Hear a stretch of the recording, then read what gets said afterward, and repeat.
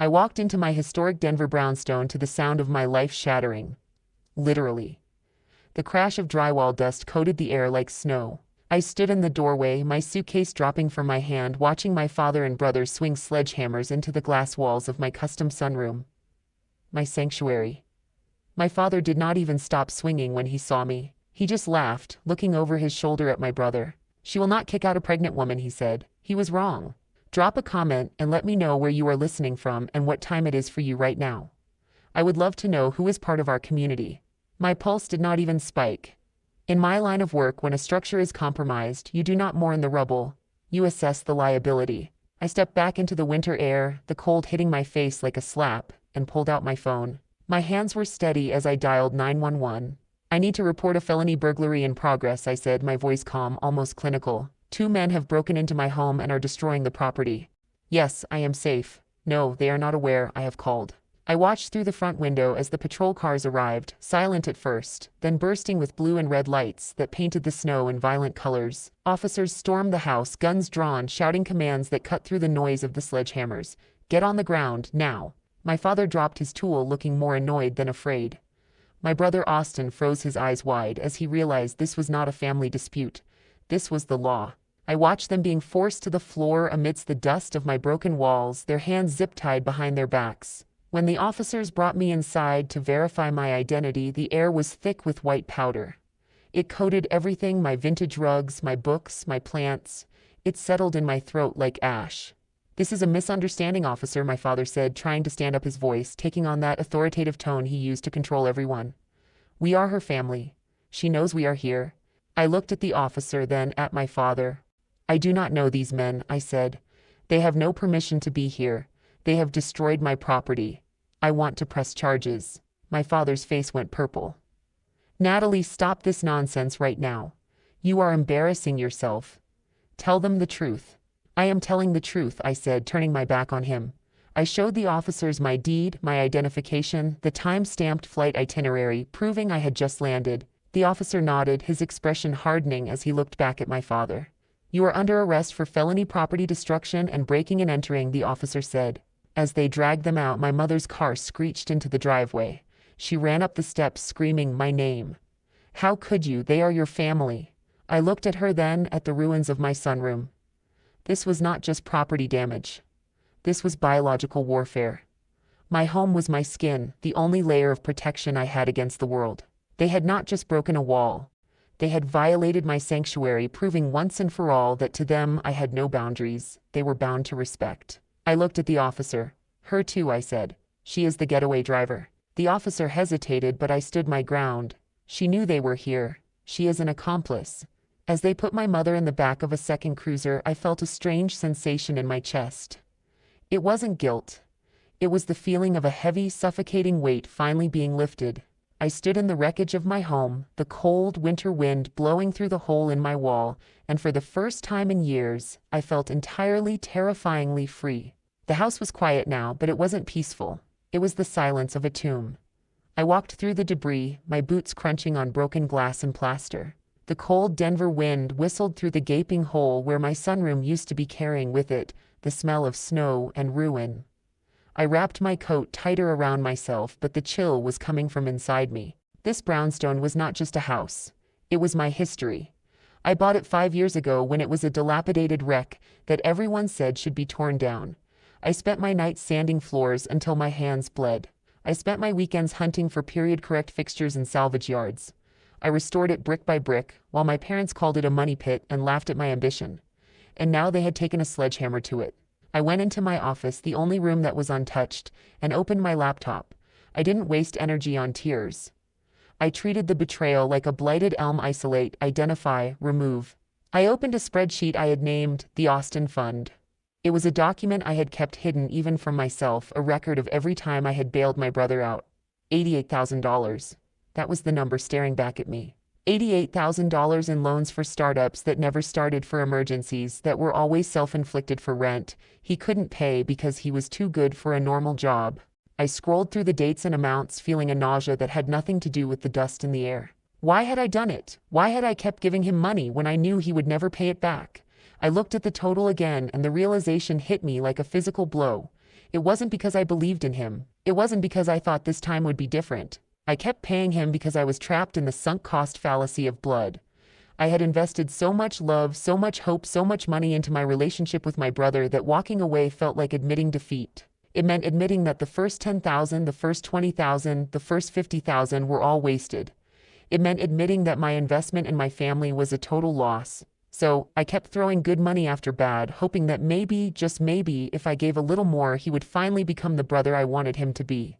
I was gambling on a relationship that didn't exist, playing a slot machine that was rigged against me, praying for a jackpot that was never going to come.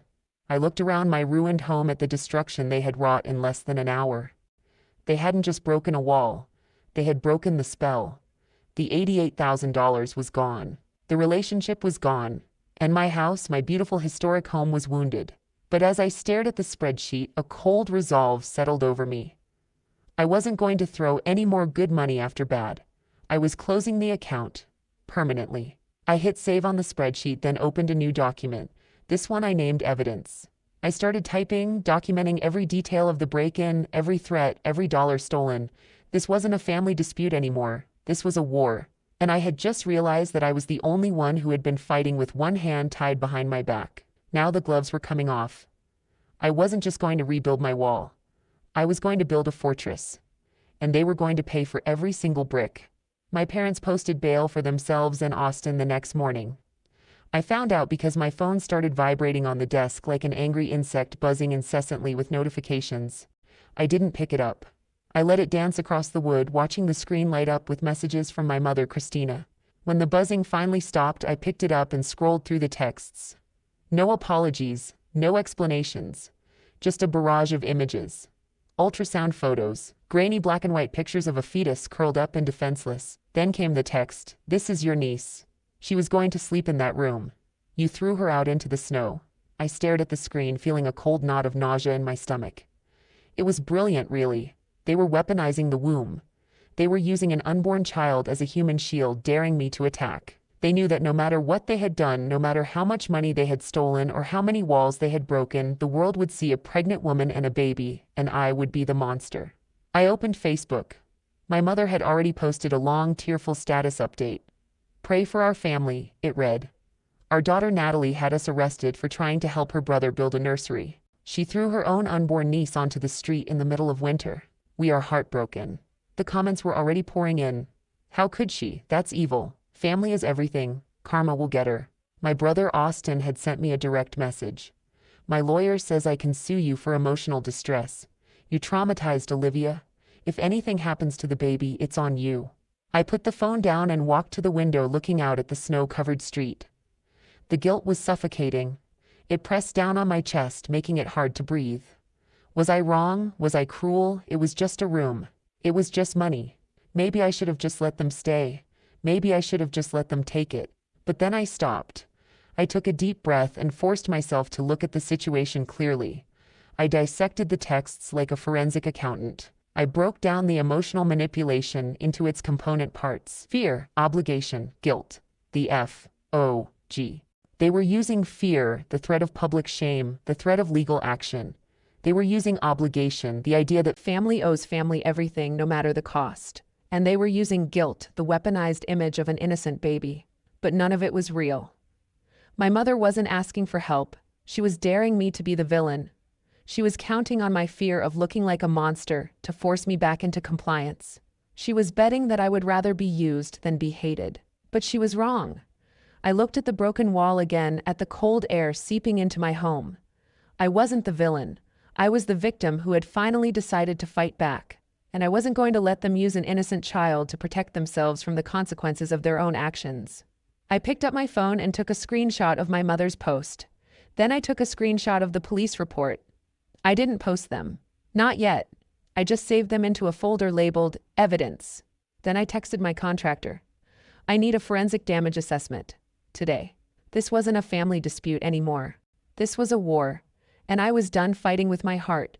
From now on, I was fighting with my head. I treated my house like a crime scene. I hired a forensic contractor, a man named Marcus, who specialized in insurance claims and structural damage.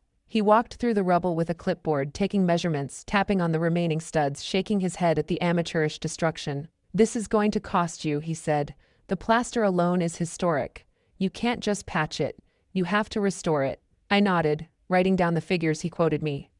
50,000, 60,000, maybe more. I added it to my spreadsheet. Every cent, every hour of my time, every sleepless night. Then Marcus stopped. He was looking at a pile of paperwork I had pulled from the county records office earlier that morning. "Wait a minute," he said, frowning. "Where is the permit?" "I don't have a permit," I said. "I didn't authorize this." "No, I mean the permit for the loan." He pointed to a document I hadn't looked at closely yet. "This says there was a $50,000 home improvement loan taken out against the property last month. The work order references this address." I froze. A loan? I hadn't taken out a loan. I didn't need a loan. My house was paid for. I grabbed the paper from him. It was a copy of a loan agreement from a local credit union. The borrower was listed as Natalie Vance. The address was correct. The amount was $50,000. And at the bottom of the page in ink that looked disturbingly familiar was my signature. I stared at it, my mind racing. The date next to the signature was 3 weeks ago. 3 weeks ago I was in London presenting a design proposal for a new botanical garden. I had the passport stamps to prove it. I couldn't have signed this document. My heart started to hammer against my ribs. This wasn't just my parents breaking in. This wasn't just my brother being entitled. This was identity theft. This was bank fraud. I looked closer at the witness signature. Kenneth Vance, my father. The pieces fell into place with a sickening click. Austin hadn't just decided to build a nursery. He had financed it by stealing my identity, forging my signature, and taking out a loan against my own house. And my father had helped him do it. They had stolen $50,000 from me before they ever picked up a sledgehammer. They had mortgaged my future to pay for their golden child's present.